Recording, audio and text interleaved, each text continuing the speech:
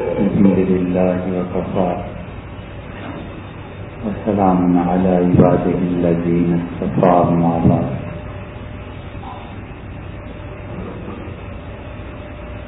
اللہ تعالی نے حضرات انبیاء علیہ السلام کو اس دنیا کی ہدایت کے لیے مبعوث فرمایا.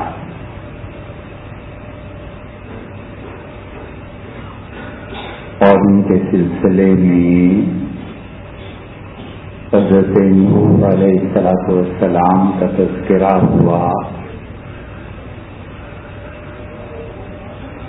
اور قرآن نے جو پیشن گوئیاں کی ہیں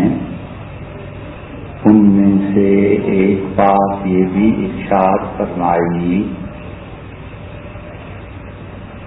کہ حضرت نوح علیہ السلام کی کشتی یا جہاز اللہ کی نشانیوں میں سے ایک نشانی ہے.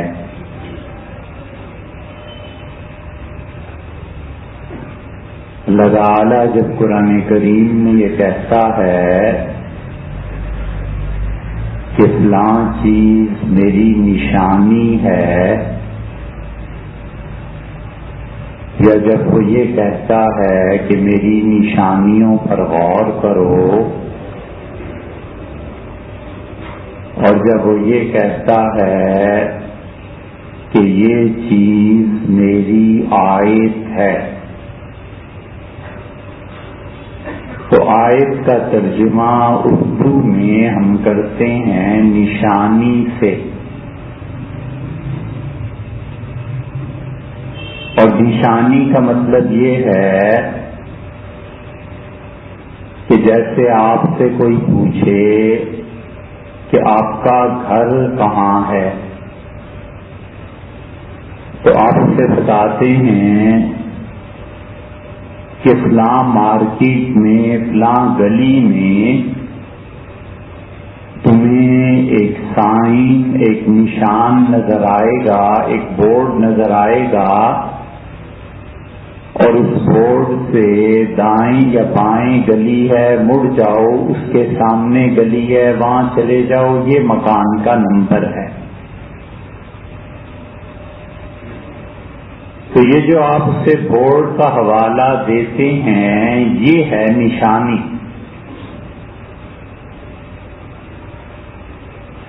آپ کسی سے پوچھتے ہیں کہ مسجد عثمان کہاں ہے تو وہ آپ کو بتاتا ہے کہ میلوڈی میں چلے جائیے اور جہاں پر ویگن کا اڈا ہے اس سے پہلے ایک روڈ اندر کو ٹرن کرتی ہے اور اس میں آگے جا کر اور الٹے ہاتھ پہ مسجد عثمان لکھا ہے. یہ جو آپ نے اس کو بتایا راستہ اور نشانی دے دی کہ یہاں سے روڈ اندر مڑتی ہے، اس کو خدا کہتا ہے نشانی، اس کو اللہ کہتا ہے آیت. اس لیے قرآن جن چیزوں کے متعلق یہ کہتا ہے کہ یہ میری نشانی ہے تو اس کا مطلب یہ ہے کہ تم اس چیز پر غور کرو اور یہاں سے تمہیں میرا پتہ مل جائے گا. اگر شیطان یہ وسوسہ ڈالے کہ اللہ ہے یا نہیں ہے اور اللہ کی ذات و صفات کے بارے میں کوئی وسوسہ پیدا ہو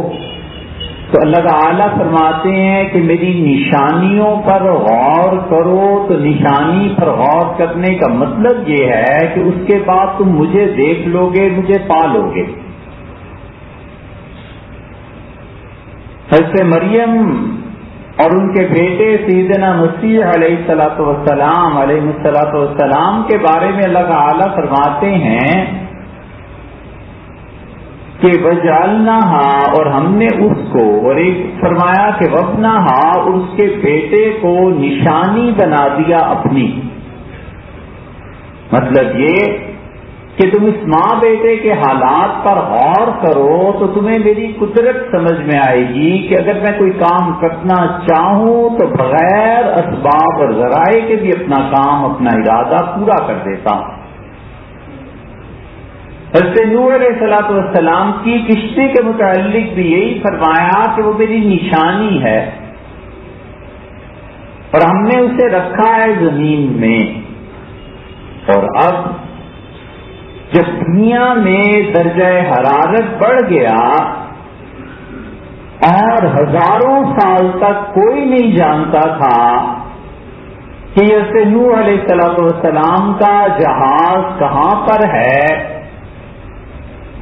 تو بڑی دیر کے بعد لوگوں کو یہ پتا چلا، اور صحابہ کرام رضی اللہ عنہم کے زمانے سے یہ بات شروع ہوئی۔ قرآن نے پہاڑ متعین کر دیا اور قرآن نے کہا کہ واستوت علی الجودی، اور ان کا جہاز جودی پہاڑ پر جا کے ٹک گیا۔ جودی پہاڑ کے رہنے والے انہوں نے کہا یہ سیدنا نوح علیہ السلام کا جہاز ہے، اور اس سے پہلے ارسطو کے زمانے میں لکھا ہے تاریخ میں کہ لوگ پانی میں لکڑی کا ایک ٹکڑا گھول کے مریضوں کو پلاتے تھے اور کہتے تھے کہ یہ حضرت نوح علیہ السلام کی کشتی کا حصہ ہے، وہ جہاز ہے۔ اور اب جب حرارت بڑھ گئی تو برف پگھلنا شروع ہوئی، گلیشیئرز پگھلنا شروع ہوئے، تو اب جانے کی راہ تلاش کر رہے ہیں۔ اور جب ہوائی جہاز اوپر سے گزرے تو انہوں نے کہا وہاں پر ایک جہاز ٹکا ہوا نظر آتا ہے، اور ابھی تک وہاں پہنچنے کے راستے برف کی وجہ سے نہیں بنائے جا سکے، اور کبھی بھی ترکی میں یہ برف اتنی پگھل گئی کہ راستے بن جائیں تو دنیا میں لاکھوں کروڑوں افراد جائیں گے اس جہاز کو دیکھنے کے لیے، اور ان کی معیشت اور ان کی اقتصادیات پر فرق پڑ جائے گا۔ وہ اتنی بڑی چیز ہے جو قرآن نے کہی، اور اب وہ ظاہر ہو رہی ہے آہستہ آہستہ۔ اللہ تعالی نے حضرت نوح علیہ السلام کی اس کشتی کے متعلق بتا دیا کہ واستوت علی الجودی، اور جودی پہاڑ پر ٹھہر گئی۔ اس کے بعد قرآن میں ایک اور قوم کا تذکرہ بتاتا ہے اور ذکر کرتا ہے، اور اللہ فرماتے ہیں کہ جب نوح علیہ السلام کی قوم دنیا سے ختم ہو گئی اور خدا کے عذاب نے انہیں مٹا دیا، تو نوح علیہ السلام کشتی سے اترے جہاز سے، قیل یا نوح قد سلام منا وبرکات علیک وعلی امم معک۔ اللہ نے دنیا کو ایک بار پھر اپنی نگاہ مبارکہ کی توجہ کا مرکز بنایا، اور اللہ نے جس شاندار طریقے پر اس دنیا میں انسانی زندگی کا آغاز کیا تھا اور اپنے چنے ہوئے بندے آدم علیہ السلام کو زندگی اور نبوت کے ساتھ خدا نے مبعوث فرمایا تھا، اب دوبارہ زندگی شروع ہوئی، اور حضرت نوح علیہ السلام کی اولاد دنیا میں پھیلنا شروع ہوئی، اور آہستہ آہستہ وہ بڑھتے چلے گئے، اور لوگوں نے سفر شروع کیے۔ اب تک جہاں حضرت نوح علیہ السلام کے قریبی خاندانوں اور چیزوں کا پتہ چلا، ان میں سے ایک آپ کا ملتان ہے۔ حضرت نوح علیہ السلام کے پڑپوتے کے متعلق کہا جاتا ہے کہ اس کا نام ملتان تھا، اور اسی سے یہ ملتان نام اس وقت سے لے کے اب تک چلا آتا ہے، اور جو ہسٹورینز ہیں وہ کہتے ہیں کہ تقریباً آج سے حضرت مسیح علیہ السلام سے 5000 سال پہلے یہ طوفان کہیں آیا تھا، اور وہ یہ کہتے ہیں کہ ملتان اس کے بعد آباد کیا۔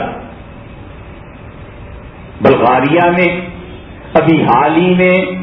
یورپ کا ایک بہت قدیم قصبہ دریافت ہوا ہے، اور کہتے ہیں کہ 4200 سال اس کی عمر ہے، اور حضرت نوح علیہ السلام کے طوفان سے یہ 800 برس کے بعد آباد ہوا، اور وہ کہتے ہیں کہ وہ جو کشتی ہے حضرت نوح علیہ السلام کی، اس کے متعلق بھی اندازہ یہی ہے کہ وہ 5000 قبل مسیح علیہ السلام کی ہے۔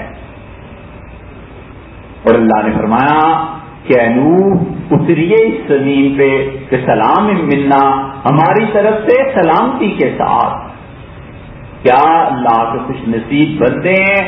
جن کو خدا نے براہ راست سلام بھیجا۔ انبیاء علیہ السلام کو خدا سلام بھیجتا تھا، اسی لیے اللہ نے کہا سلام علی نوح فی العالمین، میری طرف سے سلام پہنچے نوح کو ان تمام جہانوں میں، جب تک کہ نوح کا ذکر باقی رہے۔ ہم جو انبیاء کے ساتھ علیہ السلام کا لفظ لگاتے ہیں تو یہ در حقیقت اللہ کی سنت ہے کہ اللہ اپنے چنے ہوئے بندوں کے متعلق کہتا ہے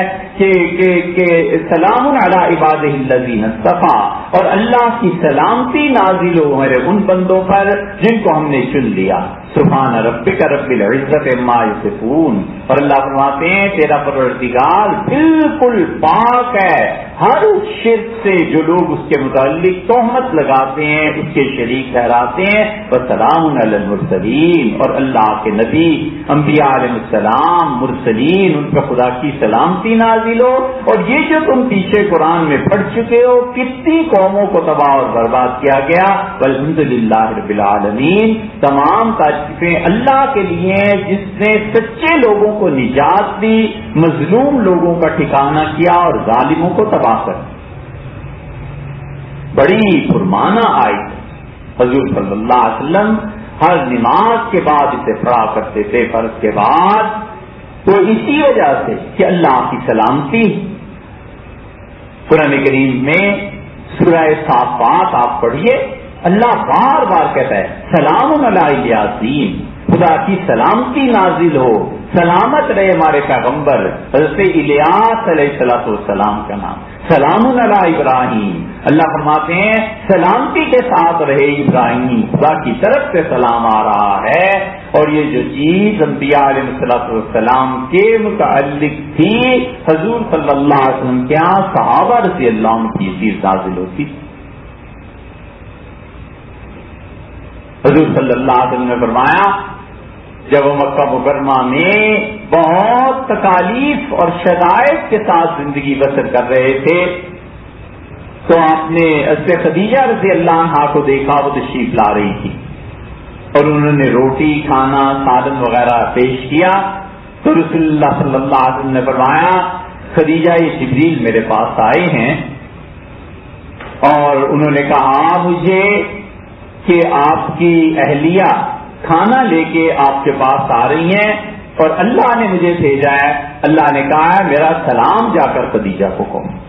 اور اس سے کہو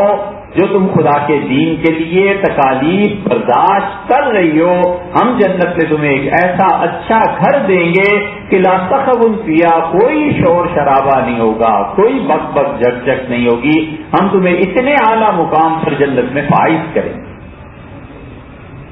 حضرت عبید نے کہا حضور صلی اللہ علیہ وسلم نے فرمایا ان کے متعلق، اس لیے جو لوگ حضرت خدیجہ رضی اللہ عنہا کو ترجیح دیتے ہیں حضرت عائشہ رضی اللہ عنہا پر، وہ کہتے ہیں ام المومنین عائشہ رضی اللہ عنہا کو جبریل امین نے سلام کیا ہے، اللہ نے نہیں بھیجا، اور خدیجہ کے لیے سلام اللہ نے بھیجا۔ اور یہ واقعہ ہے، حضور صلی اللہ علیہ وسلم نے فرمایا اقرا امتی، میری امت میں سب سے اچھا قاری ابی بن کعب ہیں، اور ابی بن کعب رسول اللہ صلی اللہ علیہ وسلم کی وفات کے وقت موجود تھے، اور جب خلافت کی بات چلی تو ابی بن کعب رضی اللہ عنہ کو حضور صلی اللہ علیہ وسلم نے اپنے مصلے پر نہیں کھڑا کیا، نہ کہ سب سے اچھے قاری تھے، فرمایا کہ جو سب سے زیادہ علم والا ہے، فقہا فرماتے ہیں وہ حضرت ابوبکر رضی اللہ عنہ تھے، تو اس لیے صرف قرات جو ہے وہ ترجیح امامت کے لیے نہیں ہے بلکہ عالم دین قاری سے افضل ہے۔ اور یہ دلیل دی انہوں نے کہ ابی رضی اللہ عنہ کے ہوتے ہوئے بھی حضور صلی اللہ علیہ وسلم نے سیدنا ابوبکر رضی اللہ عنہ کو خلافت دی، اور ابی بن کعب رضی اللہ عنہ اس شان کے آدمی تھے کہ ابی رضی اللہ عنہ کی قرات خدا کے فرشتے سنتے تھے، حتیٰ کہ خود اللہ اپنا کلام ان سے سنتا۔ جبریل امین آئے اور انہوں نے کہا اللہ کے رسول ابئی کو کہیے کہ اللہ تعالی نے سلام بھیجا ہے ابئی کے لیے اور آپ کو حکم دیا ہے کہ آپ ابئی کو بلائیں اور لم یکن الذین کفروا، یہ جو صورت ہے اسے سکھائیں. ایک جگہ یہ غلطی کرتے ہیں، اللہ تعالیٰ نے فرمایا نبی صلی اللہ علیہ وسلم کو انہیں صحیح پڑھنا سکھا دیں. ابئی رضی اللہ عنہ حیران رہ گئے اور انہوں نے کہا سمیا، کیا اللہ نے میرا نام لے کے سلام بھیجا ہے؟ تو رسول اللہ صلی اللہ علیہ وسلم جبریل کہہ رہے ہیں اللہ نے تمہارا نام لے کے سلام بھیجا ہے. تو ابئی رضی اللہ عنہ رو پڑے اس خوش قسمتی پہ کہ کائنات کا پروردگار ان کا نام لے کے انہیں سلام بھیجے. یہ خدا کی طرف سے ہوتا ہے. اللہ جن بندوں کو چن لیتا ہے کاموں کے لیے خدا کی سلامتیاں ان پر نازل ہوتی. اور رسول اللہ صلی اللہ علیہ وسلم نے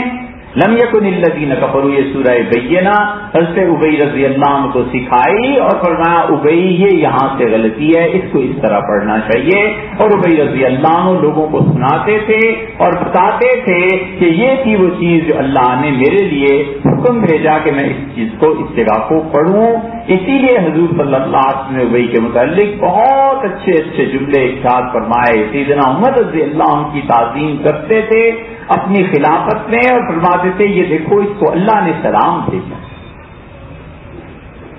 حضرت نوح علیہ السلام کا قصہ تمام ہوا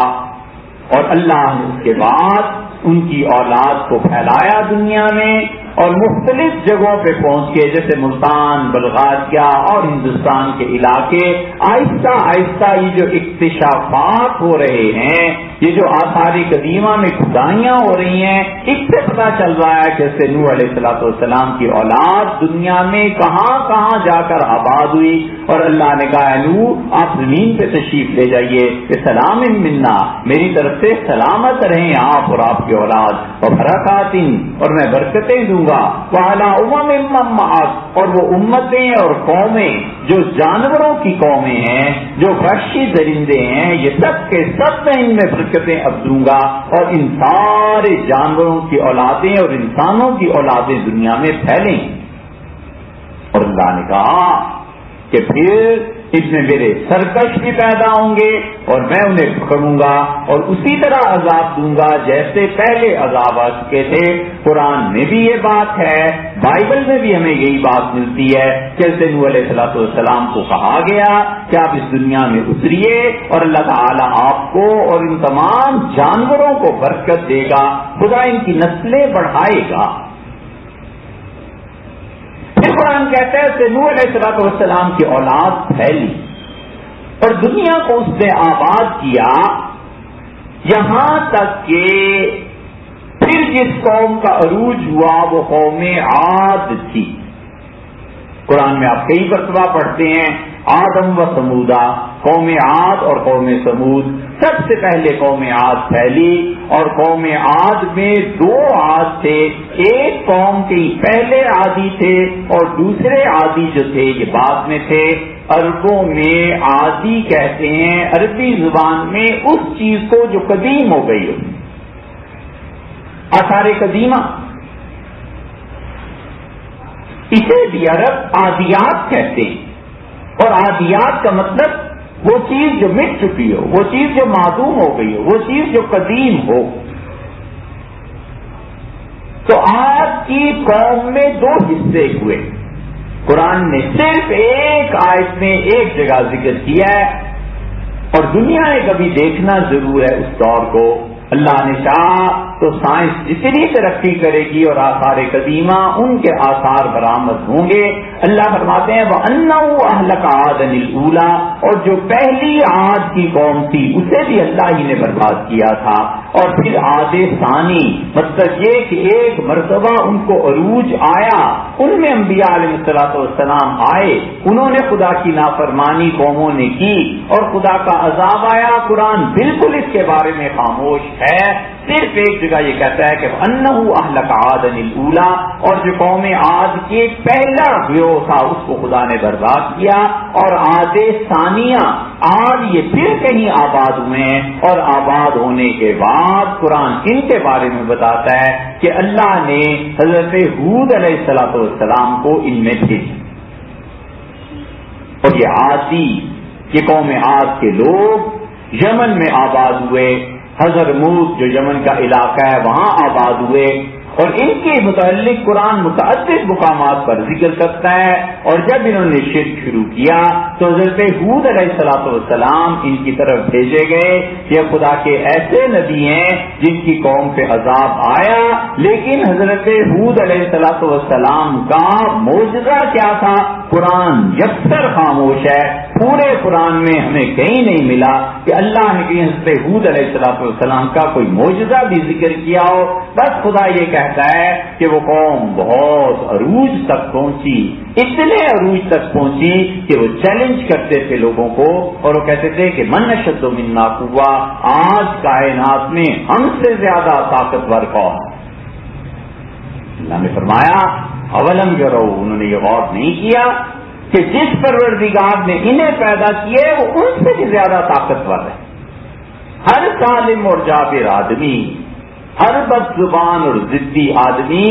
اس بات کو بھول جاتا ہے کہ جس چیز سے وہ اکڑ رہا ہے اس کا مالک بھی اس کا پروردگار ہے، وہ چاہے تو اس عہدے کو، دولت کو، جوانی کو، عمر کو، تعلقات کو ایک منٹ میں ملیا میٹ کر کے رکھ دے۔ اس لیے اللہ نے فرمایا وہ بھول گئی اس حقیقت کو کہ ان اللہ الذی خلقہم، اللہ نے انہیں پیدا کیا ہے، جس رب نے پیدا کیا ہے وہ ان سے زیادہ طاقتور ہے، اور پھر ان کے تمدن میں عروج پایا۔ اللہ تعالیٰ فرماتے ہیں کہ الم تر کیف فعل ربک بعاد، اور تم لوگوں نے کبھی غور نہیں کیا کہ ان کے پروردگار تمہارے رب نے عاد کے ساتھ کیا سلوک کیا۔ ارم ذات العماد، وہ ستونوں والے لوگ، التی لم یخلق مثلھا فی البلاد، ان جیسی بلڈنگ، ان جیسی تعمیر پھر ان کے بعد دنیا میں کوئی نہیں کر سکا۔ اللہ تعالیٰ نے فرمایا ان ربک لبالمرصاد، اور تیرا پروردگار ایک ایک آدمی کی تاک میں ہے کہ یہ کر کیا رہا، اور اس کو اب کب وہی ہوا جو کچھ ہونا تھا۔ اور سیدنا ہود علیہ السلام انہیں سمجھاتے ہی رہے، اور پھر خدا کا عذاب آیا۔ 7 لیال و 8 ایام، اللہ نے کہا 7 لیال 7 راتیں،